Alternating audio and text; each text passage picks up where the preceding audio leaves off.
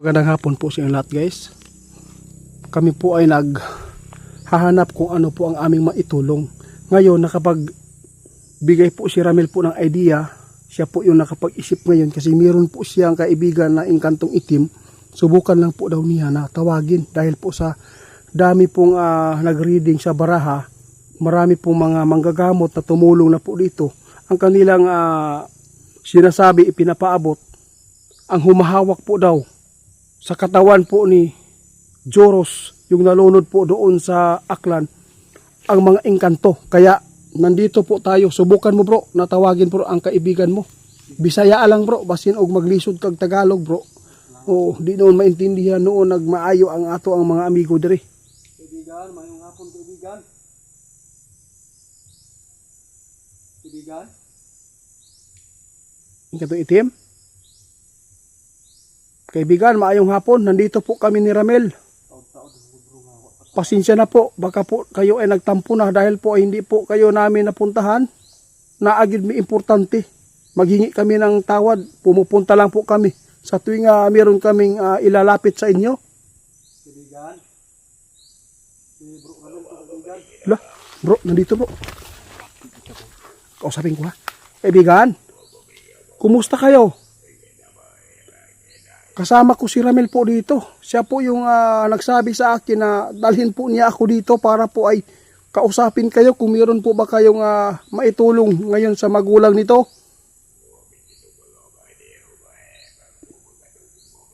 Oo nga, yun po ang ano namin, pakay po niyo dito. Muna mo pakay sa imo ha, kasi po meron pong nalunod doon sa Aklan. Oo, marami pong nagbabasa ng mga manghuhula at manggagamot. Ang kumuha po daw ay mga engkanto sa tubig. Meron po ba kayong connection po sa kanila, kaibigan? Kung maari, pwede po natin maipaabot po ng totoo sa madla, lalo na sa makapanood nito dahil po nag-viral po ngayon ito. Sa totoo lang, kaibigan, nahihiya po nga ako eh. Bakit po ako nakisaw-saw po ito? Kasi po, hindi po namin kaya na panuorin lang po yung mga video. Nais po namin dito na matugunan yung mga katanungan po ng mga tao kung totoo po ba talaga na kinuha po siya sa mga kalahi ninyo. Meron po ba kayong alam? Alam po niya, guys, na meron po nangyari nalunod at saka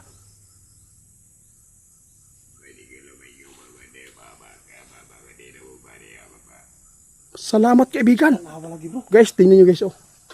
Meron pong nalalaman si kaibigan. At saka sa nangyayari doon sa Aklan ngayon. Alam po ba ninyo kung bakit po natin pinuntahan dito, guys? Kasi po marami pong nagsasabi na siya po yung nalunod doon sa Aklan. Kinuha siya ng engkanto. Oo, yun po talaga, kaibigan. Gusto ko po maipaabot sa lahat para hindi yung mga magulang ba hindi po umaasa. Hindi po sila na umasa sa mga ipinapaabot po ng mga manghuhula at saka manggagamot. Kung totoo po ba na yung mga kalahi po ninyo ang kumuha sa kanya, ano po ba ang maipaabot po ninyo dito? Oh, ang sinabi po ng ating kaibigan dito, guys, sinabi po niya, itiit, hindi po siya kinuha. Hindi po kinuha ng mga engkanto yung binatilyo. Kung gusto po daw natin, guys, na malaman, guys, si kaibigan ang magbigay po ng paabot.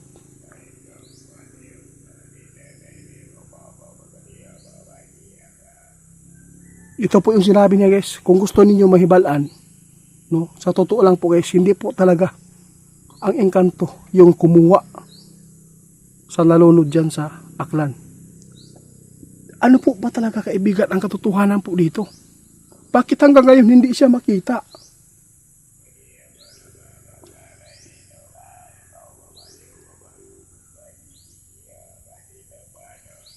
Madali lang po daw yan, guys, kung gusto pong makita yung binatilyo.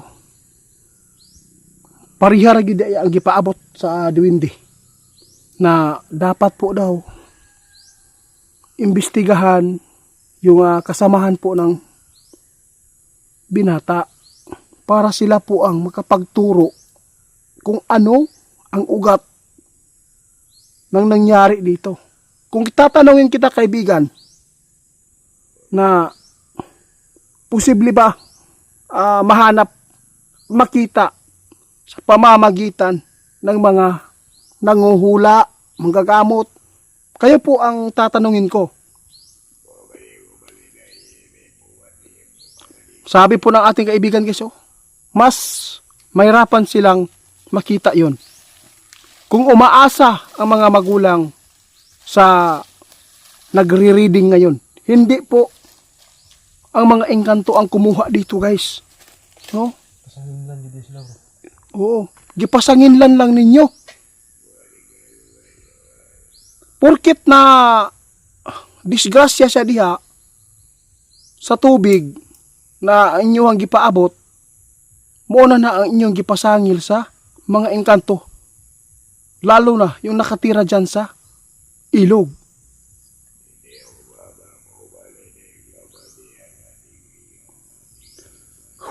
Ito po ang sinabi ng ating kaibigan, kung gusto man ninyo na makita na ayaw mug-asa ana sa mga nag-reading karon ingon si kaibigan, dili na makitaan. Ang makasulbad ana, kadto lang ang ilahang mga kauban. Mauyod to ang dapat ninyong pangutanon kung unsay nahitabo, unsay tinuod. Pero hindi po tayo pwede mag-akusa po dito na sila po yung lumunod. Pero, may pero guys.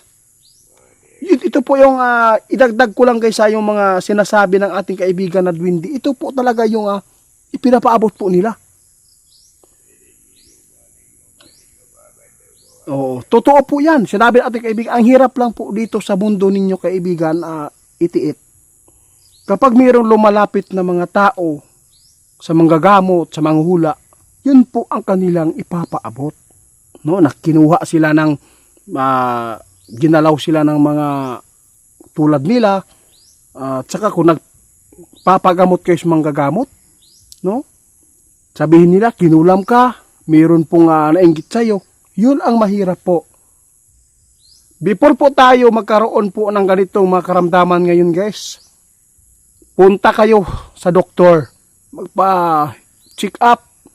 Kung ano man po ang kanilang sabihin, kung sinabi po nila na walang finding, kahit mayroon kang karamdaman po na dala, ibig sabihin yan kaibigan, ano? Ayon. Yun po dapat. Maura ning gipasabot namo guys, no, kung sa man ang gihatag. Nagpasalamat kami kaibigan dahil po ay nagpagita ka, akala namin nagtampo ka. Kay Ramil, hindi ka na po niya pinapuntahan dito. Sorry kaibigan ha. Salamat po kaibigan ha. Hindi siya makalimot sa kuha bro. Sabi ng ating kaibigan ngayon guys, looy lang kaayo daw ang ilahang mga kalahi, no? Kaubanan ba, bintangan, no, hindi pala. Totoo yung sinabi ng mga Dwindi. Oo. Hindi po kinuha, hindi po siya kinulong, kusang loob po siyang basta, nadisgrasya siya guys. Bugod na ang giingon. No? Kusang loob na itinadhana ang kanyang buhay dyan. Oo. Kasi po, dito sa mundo natin, inilaan na po tayo yung buhay natin kung anong mangyayari sa atin. Kung disgrasya, doon lang tayo. Kung mamatay tayo sa karamdaman, iyan pong itinadhana sa atin. Kung ano man po ang nangyari po doon sa Aklan, ito po ang sinabi ni kaibigan kanina na hindi po mga engkanto. Alam po nila, kaibigan, gusto kitang pwede po bang utusan kita? Sige, off cam lang po daw guys ha. Sige po, mag-usap tayo kaibigan. Gusto kong makausap kita kung kaya po ba ninyo na tulungan ito. Kasi sinabi ng ating kaibigan, no, na ayaw din po niya na tayo ay makisawsaw dito. Ayaw niya na pumunta ako kasi hindi po natin kabisado yung lugar, baka mapapahamak tayo.